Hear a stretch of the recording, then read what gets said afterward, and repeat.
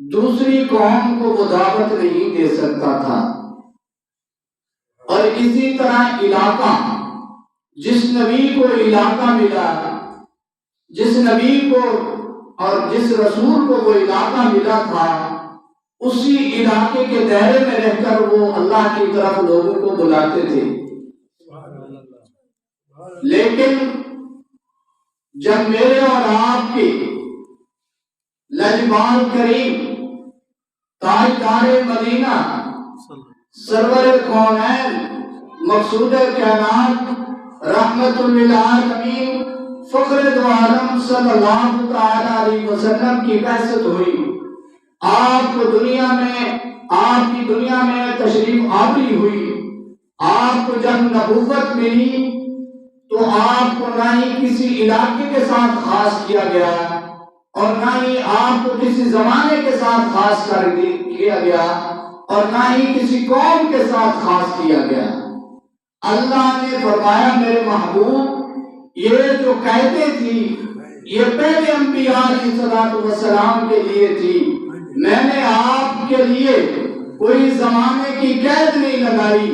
دنیا میں بھی آپ نبی ہوں گے، آپ آخرت میں بھی نبی ہوں گے۔ اللہ نے زمانے کی قید ہٹا دی ہے۔ اور اسی طرح اللہ تعالیٰ نے فرمایا میرے محبوب میں نے آپ کو نبوت عطا فرمائی ہے، کسی قوم کے لیے خاص آپ کو نہیں فرمایا، اگرچہ وہ عرب میں رہنے والا ہو، عربی زبان بولنے والا ہو، عرب میں رہنے والا ہو، پاکستان میں رہنے والا ہو، انڈیا میں رہنے والا ہو، برطانیہ میں رہنے والا ہو، امریکہ میں رہنے والا ہو، لیکن جس وقت آپ کا کلمہ پڑھ لے گا نبوت اور سارے احکام آپ کے اوپر، اس کے اوپر آپ کے ہی کا جتنے احکام ہیں لاگو ہوں گے۔ کسی اور نبی کے لیے یہ خاص نہیں کیا گیا۔ یہودیوں میں حضرت موسیٰ علیہ السلام تشریف لائے، عیسائیوں میں حضرت عیسیٰ علیہ السلام تشریف لائے، لیکن میرے اور آپ کے لجپال کی جب باری آئی اللہ نے یہ قید بھی ہٹا دی۔ آگے اللہ تعالیٰ نے فرمایا میرے محبوب میں نے آپ کی نبوت کے ساتھ یہ خاص نہیں کیا کہ آپ کا ایک علاقہ خاص ہوگا، آپ ایک علاقے میں تبلیغ کریں گے، آپ ایک علاقے میں لوگوں کو اللہ کی طرف دعوت دیں گے، بلکہ نہیں، میں نے یہ سب قیدیں ہٹا دی، اب قیامت کی صبح تک آپ کی نبوت کا سکہ چلے گا۔ سبحان اللہ۔ تو میرے دوستو اللہ تعالیٰ نے ہمیں اتنا عظیم الشان نبی عطا فرمایا، اور اس عظیم الشان نبی کے طریقے اور آپ کی سیرت ہمارے لیے اور میرے لیے اور آپ حضرات کے لیے نجات کا سبب بن سکتی ہے۔ اگر ہم اس سیرت کو اپنی زندگی سے ہٹا دیں تو ہمارے لیے نہ یہ نجات بن سکتی ہے اور نہ آخرت میں ہمارا کوئی کامیابی ہونے کا کوئی اور سبب ہے۔ پتہ چلا آپ کی سیرت ہی کے اندر اللہ نے کامیابی رکھی ہے۔ تو میں اسی سیرت کو آپ حضرات کے سامنے چند باتیں عرض کروں گا، دعا ہے کہ اللہ تبارک و تعالی مجھے اور آپ حضرات کو اس پر عمل کرنے کی توفیق عطا فرمائے۔ ساری بات کا خلاصہ،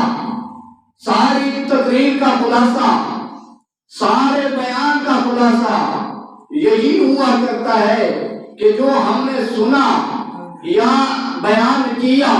اس پر میں بھی عمل کروں اور آپ حضرات بھی عمل کریں انشاءاللہ۔ آپ کے سامنے میں نے قرآن عظیم فرقان عظیم کی 2 آیتیں تلاوت فرمائی ہیں، سورۃ المائدہ کی آیتیں ہیں، سپارہ نمبر 7 ہے اور آیت نمبر 83 کے اندر اور 84 کے اندر اللہ تبارک و تعالی نے ایک عظیم و شان واقعہ بیان فرمایا ہے۔ کیوں؟ ہمارا سیرت کا عنوان چل رہا ہے، اسی سیرت کے عنوان کے ساتھ ان آیات کا تعلق ہے۔ میں نے آپ حضرات کے سامنے گزشتہ جمعے میں بھی سیرت بیان کی تھی اور بہت عرصے دراز سے سیرت بیان کر رہا ہوں۔ میں نے کہا تھا کہ ابتدائے اسلام کے اندر جب آقا دو عالم صلی اللہ تعالی علیہ وسلم نے نبوت کا اعلان فرمایا، آپ نے نبوت کا اعلان جب فرمایا، چند لوگ آپ کی مجلس میں بیٹھنے لگ گئے اور آپ پر ایمان لے آئے اور آپ پر اسلام کو قبول کر لیا۔ جب ان مسلمانوں نے اسلام قبول کیا تو اب جو مشرکین مکہ تھے